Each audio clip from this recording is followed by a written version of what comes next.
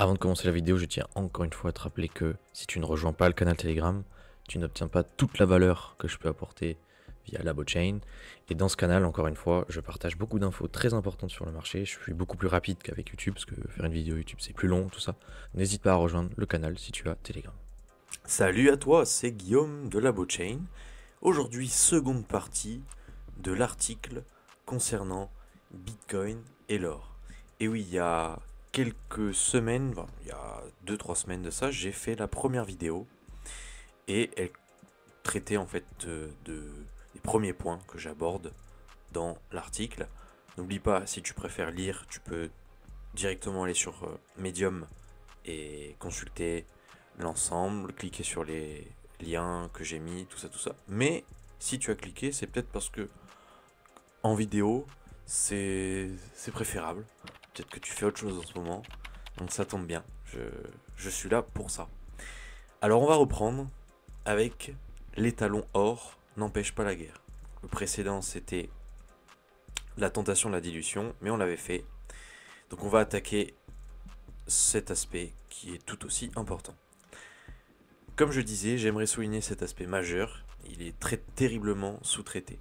Nous avons vu que l'or pouvait être dilué, permettant ainsi de financer des conflits sans avoir l'accord des peuples. Et je me permets une nouvelle fois de citer Lynn, notre chère Lynn, et je vais lire le passage. Oui, c'est en anglais, mais disons que c'est pour honorer les travaux de Lynn. However, what Mitchell Innes, je sais pas comment ça se prononce, missed, I contend, was that the ability to debase the money contributes to the likelihood of war and several other forms of damage productivity occurring in the first place. The temptation for a ruler to debase coinage is too great to overcome because it's usually the path of least resistance when faced with a problem. If the king knows that paying for a war by outright raising taxes would likely lead to a revolution, but that paying for the war via gradual debasement of coinage will not, he can justify paying for his war by relying on that second method. If he and his potential war opponents were both stuck with the first method of paying or a war with extra taxes rather than debasement, oui là c'était fort. The war might not happen because their subjects might revolt if it did. The costs of the war will be more transparent and unpopular right away. Broken Money de Linnaden. Donc pourquoi j'ai voulu lire ce passage? Parce que, encore une fois, c'est vraiment important de traduire, parce que si jamais tu ne comprends pas l'anglais, c'est le moment, t'inquiète pas, ça arrive. Le truc, c'est qu'un roi, bon là en l'occurrence on parle de personnes d'il y a quelques siècles, voire quelques millénaires, qui avaient la possibilité donc de financer leur guerre en diluant les pièces d'or.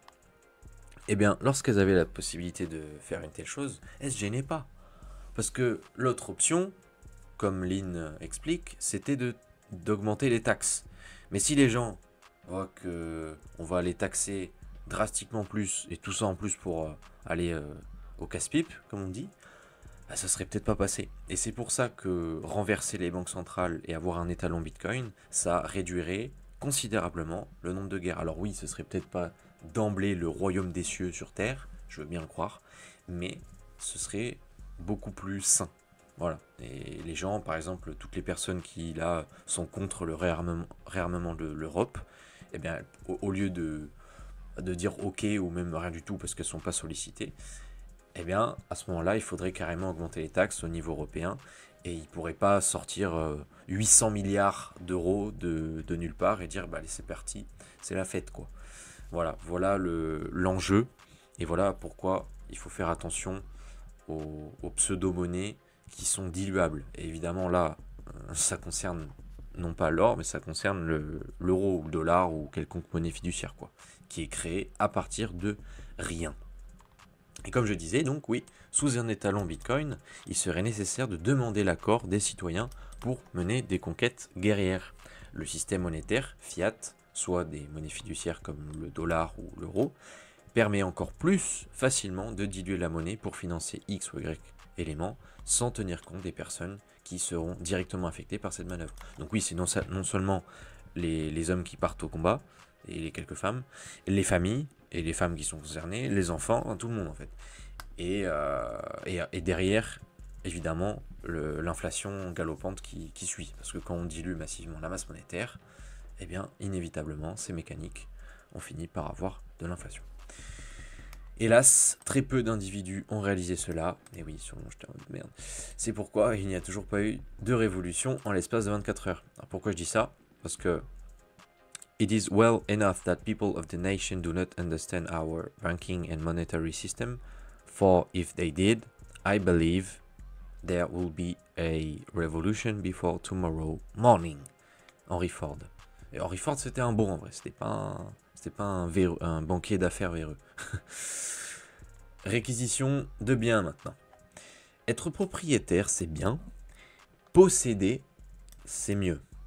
Je considère que la possession d'un bien ou d'un actif est réelle lorsque les tierces parties sont en incapacité de nuire, ou en tout cas de nuire, ou c'est très difficile pour eux. Dans le cas de l'or, l'histoire a démontré à quel point il est aisé pour les gouvernements, entre autres, de s'accaparer les avoirs de tout un chacun. Donc si une entité, une autorité plutôt, demande à ce que tout l'or soit réquisitionné, déjà il y en a beaucoup qui vont accepter, qui vont obéir, et s'il faut, on emploiera la force, ou des mesures coercitives, et tout. En effet, donc, le gouvernement américain, d'ailleurs il y a des preuves, enfin du moins c'est arrivé par le passé, c'est vérifiable historiquement, a saisi l'or des particuliers et menacé de prison amende en 1933 lors de la promulgation de l'Executive Order 6102 par le président Franklin D. Roosevelt.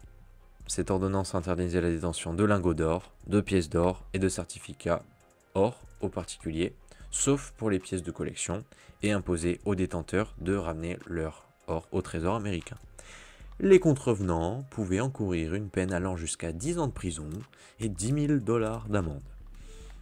Il est important de noter que cette mesure a été prise dans le contexte de la Grande Dépression et de la crise financière de 1929, d'ailleurs qui a été créée de toutes parts, hein, c'est pas un hasard, c'est pas tombé du ciel, avec pour objectif de récupérer l'or en circulation et de stabiliser le système financier américain.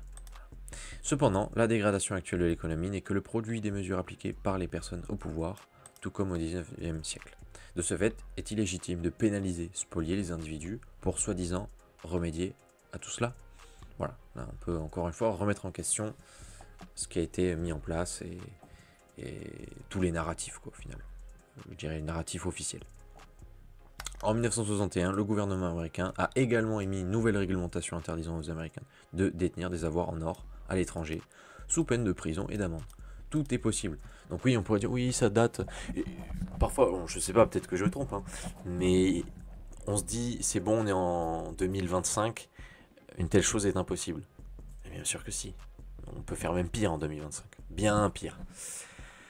Autre passage de Broken Money intéressant sur le sujet. Bon là, je vais pas lire, mais là l'idée, c'est qu'à partir du moment où on peut modifier le registre, donc à partir du moment où si on détient l'or mais à la banque, donc en gros on a du paper gold, parce qu'on a juste un récépissé qui dit qu'on détient tant, soi-disant, et à partir de là, si le gouvernement ou une entité souhaite agir de manière violente, elle peut tout simplement annuler les IOUs. Les IOUs, c'est en fait c'est I-O-U, ça veut dire c'est une reconnaissance de dette, quoi. Donc elle peut dire bon bah là c'est mort en fait, vous détenez plus rien parce que de toute façon vous allez faire quoi? On a l'armée derrière nous, on a la police, on a le système judiciaire qui est à nos pieds, donc et vous êtes des péons. Donc, voilà. C'est ça l'idée. Et donc ce qui est intéressant pour là je vais faire le parallèle avec Bitcoin, c'est que c'est impossible. On peut pas berner les populations à moins qu'elle détienne l'or chez elle, que ce soit dans un coffre-fort, qu'elle soit peut-être éventuellement bien armée. Je suis pas du tout pour l'armement, enfin, dans l'absolu, ce qui doit arriver arrivera. Mais voilà, c'est tout de suite, on doit rentrer dans une sorte d'engrenage de violence et tout ça pour protéger ce qui nous appartient en fait. C'est tout à fait normal. Bref, le point souligné par Lynn est le suivant. Donc, dans la mesure où l'or est détenu de façon centralisée, il est aisé pour les autorités d'en faire ce qu'elles veulent. Voilà. Avec Bitcoin, c'est quelque chose d'impossible, car s'emparer du BTC nécessiterait de trouver la clé privée de la personne ou du groupe en question. Sans celle-ci, il est mathématiquement impossible de crack une clé publique. Et pour cause, voici. La sécurité d'une clé publique Bitcoin repose sur des principes mathématiques extrêmement solides, principalement sur la cryptographie asymétrique. Donc pour comprendre la probabilité de hack une clé publique et retrouver la clé privée, donc en gros l'idée ce serait de simplement connaître la clé publique qui est publique, comme son nom l'indique. Donc on peut, lorsqu'on fait un paiement, on demande à la personne de nous transmettre sa clé publique. Et à partir de là, l'idée ce serait de hack cette clé et de derrière remonter entre guillemets jusqu'à la clé privée. Et bien il faut examiner le processus sous-jacent. Donc on a dit ces différents éléments, mais ce qu'on doit retenir, c'est la probabilité en fait de hack. Et quelle est la probabilité finalement? Eh bien, voilà. Ce nombre est astronomiquement grand, bien au-delà du nombre total d'atomes dans l'univers observable. Environ 10 puissance 80. Donc en gros, force, avec la force brute, on va dire entre guillemets, il faudrait une puissance de calcul, il faudrait je sais pas combien d'ordinateurs quantiques. Et certains disent d'ailleurs oui, mais avec les ordi quantiques, oui, mais quand ce sera le cas, le protocole aura été mis à jour, du moins il y aura une modification, un upgrade, et dans ce cas-là, ben, ce sera de nouveau impossible. Mais bon, en tout cas, là, techniquement, c'est impossible de casser une clé. Donc c'est la clé Elliptic Curve Digital Signature Algorithm. Voilà. Donc, le seul moyen de voler les fonds de quelqu'un, de dérober les fonds, tout ça, c'est par la menace. Et encore, si la personne est déterre, elle donnera pas sa clé. À moins qu'on lui fasse une dinguerie, mais je pense qu'il y a des personnes qui seraient prêtes à tout. Ensuite, or infini, Bitcoin fini. Et oui, même l'or, finalement, shout out to Grito, j'avais mis ce twist. La Chine vient de découvrir un nouvel énorme gisement d'or dans la province du Hunan. Il y a 21 millions de DTZ, et en réalité d'ailleurs, parfois je le rappelle, c'est 20 999 990 quelque chose. C'est même pas 21 millions en fait, tout rond. Combien de tonnes d'or sur Terre et ailleurs, on ne sait pas. C'est vrai, on ne peut pas s'assurer du nombre exact de tonnes. Voilà. Bitcoin et sa rareté mathématique va inévitablement manger le market cap de l'or, la capitalisation de marché de l'or. L'or, pour rappel, là on est à 20 000 milliards de dollars de capi, donc 20 trillions. Bitcoin, on est à peine 2 trillions, à peine 2000 milliards. Donc autant dire que lorsqu'on va dépasser la capi de l'or, eh bien on aura fait x10. Donc le prix d'un bitcoin par rapport au prix actuel aura fait x10. Donc on sera autour d'1 million de dollars pour un bitcoin. Mais déjà quand on sort 1 million de dollars, il y en a, wouh, ils se disent mais non. Enfin, ils disent pas directement non, c'est pas possible, mais ils sont très surpris quoi. Ils sont pas prêts. Comme je disais, comme le dit notre ami Grito, d'ailleurs, qui redirige vers son compte X, les réserves d'or sont infinies dans l'univers. En revanche, Bitcoin est parfaitement limité. À l'heure où j'écrivais les lignes, c'était donc 19 800 000 quasiment en circulation. Mais là, c'est encore un petit peu plus. Je crois qu'on est à 19 800 000 et quelques.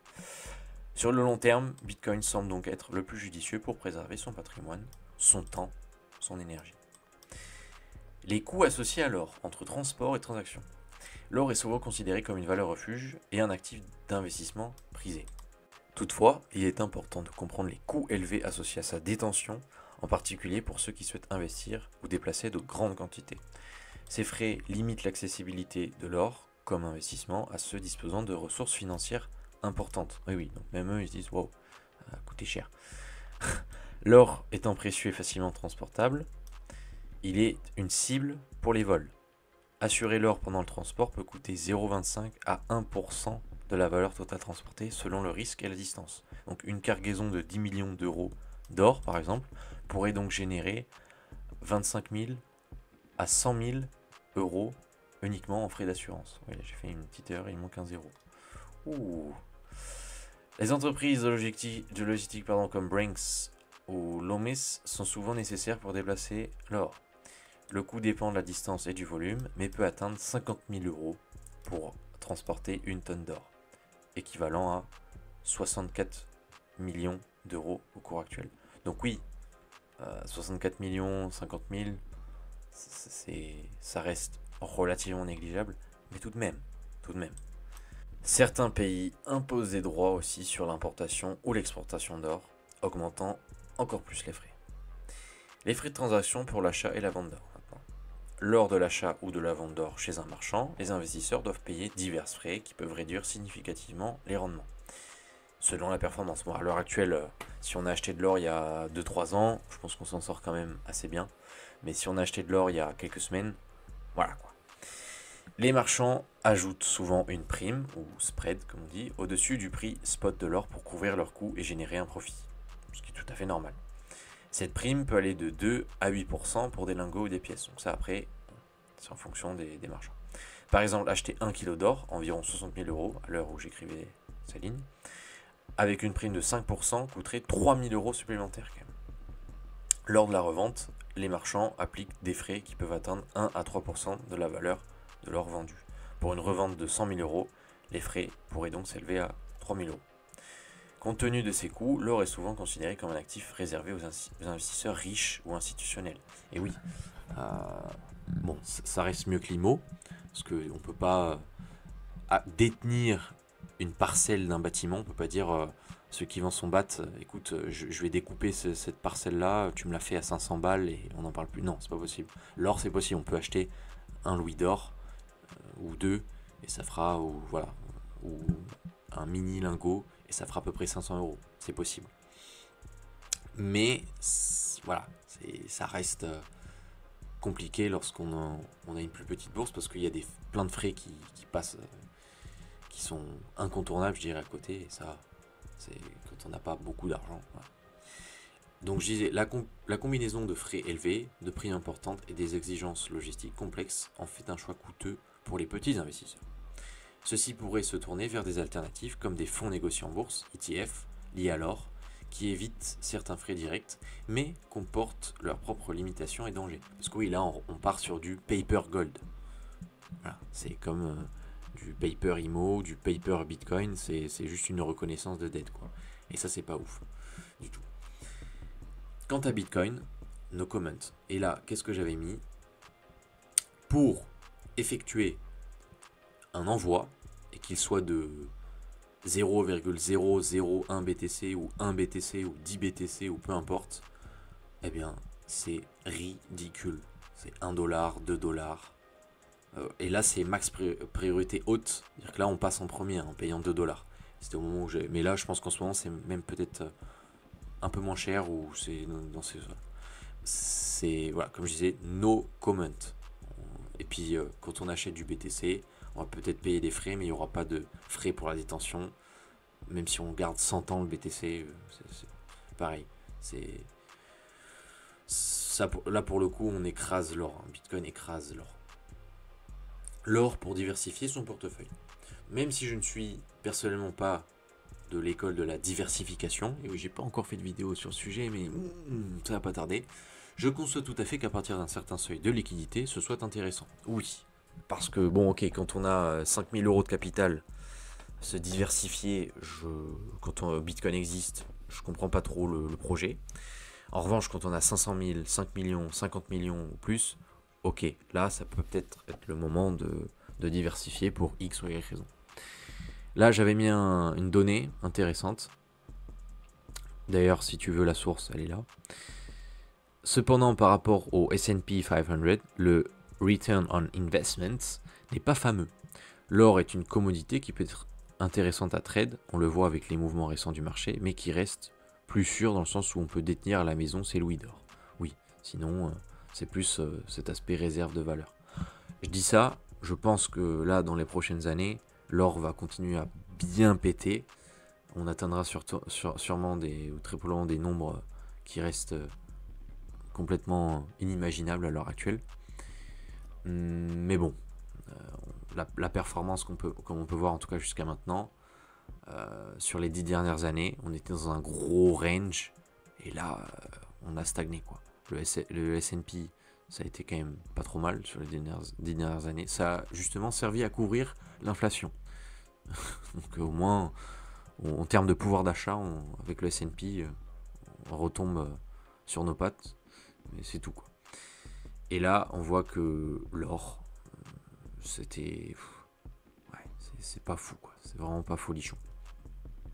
Conclusion, comme dirait Fred Krueger, un individu qui est dans sa vingtaine ou même trentaine devrait se focaliser sur Bitcoin pendant 1 à 2 décennies, c'est-à-dire massivement, attention, not financial advice, again, mais c'est ce que pense Fred, c'est ce que je pense, c'est tout. Pendant donc 1 à 2 décennies, c'est-à-dire être exposé sur BTC pendant comme ça pas mal d'années, et le plus possible, hein, pas 100 € et puis on attend que BTC fasse x 10 000. Non, on y va franco. Puis à partir d'un certain âge, éventuellement diversifier. Oui, donc après ça dépend aussi du profil, comme j'ai dit il y a un instant, ça dépend du capital, mais aussi du profil, des projets, etc., etc. L'or peut jouer ce rôle dans un portefeuille, mais personnellement, en tant qu'élitiste, je recherche le meilleur, la performance. Et pour preuve, Bitcoin, 55% d'appréciation annuelle sur ces 5 dernières années, l'or, 9%. Voilà. Donc 9%, c'est pas mal, mais voilà quoi. Et sur ces 10 dernières années, Bitcoin, c'est 79% d'appréciation annuelle en moyenne. J'avais pas mis sur 10 ans. Donc voilà. Je terminerai avec l'intervention d'Oriol, un cher collègue bitcoiner. En tant qu'investissement, l'or n'a pas besoin d'avoir un bon rendement. Il suffit que son cours soit décorrélé à celui de la rente variable pour qu'il prenne un poids de portefeuille dans l'optimum Markowitz. Ce point peut des fois sembler un peu paradoxal. À cause des covariances, on peut trouver que le portefeuille qui maximise le ratio rendement-risque prenne les éléments qui ne sont pas sur la frontière efficiente, c'est-à-dire la ligne d'actif de rendement maximal à risque donné. Donc ça c'est un peu plus, je dirais, pas cas d'école, mais plus scientifique. Mais en attendant, ce qu'on peut retenir, c'est que l'or est en quelque sorte un moyen de diversifier et surtout un moyen d'être décorrélé de certaines conditions du marché. C'est-à-dire qu'il y a des conditions, parfois il va y avoir des crises où l'or va servir de valeur refuge, mais parfois non. Ça peut arriver aussi qui plonge. En général, l'idée c'est ça, c'est d'aller chercher cette décorrélation avec le reste des marchés, en tout cas avec d'autres marchés. Et je remercie une nouvelle fois Jean-Baptiste pour la lecture et l'ajout de valeur, parce que c'était lui qui m'avait d'ailleurs apporté cette donnée. Shout out to JB. Voilà qui est fait, l'or face à Bitcoin. Alors par rapport à l'immobilier, par rapport au S&P et par rapport aux monnaies fiduciaires, je pense que l'or ça reste supérieur, mais pas supérieur à Bitcoin en tout point. C'est mathématique. Peut-être que certaines personnes diront que c'est limite dogmatique là, mais non, c'est les maths qui parlent quoi. On peut pas dire 1 plus 1 égale 3, 1 plus 1 égale 2. Voilà. Et c'est pas du tout émotionnel, j'ai aucun attachement émotionnel d'ailleurs à l'or ou à Bitcoin, hein, dans un sens, hein. Je m'en fous, j'aborde ça de manière détachée, détachée, et tout ce qui m'importe c'est les chiffres. Voilà. Cependant, si tu n'es pas d'accord sur un point, ou du moins si tu veux apporter une information en particulier, n'hésite pas, les commentaires c'est fait pour ça. N'hésite pas à mettre un j'aime si tu veux m'aider à toucher plus de personnes, et à t'abonner si ce n'est pas déjà fait. Je te remercie et je te dis à très vite pour une nouvelle vidéo. C'était Guillaume de la blockchain.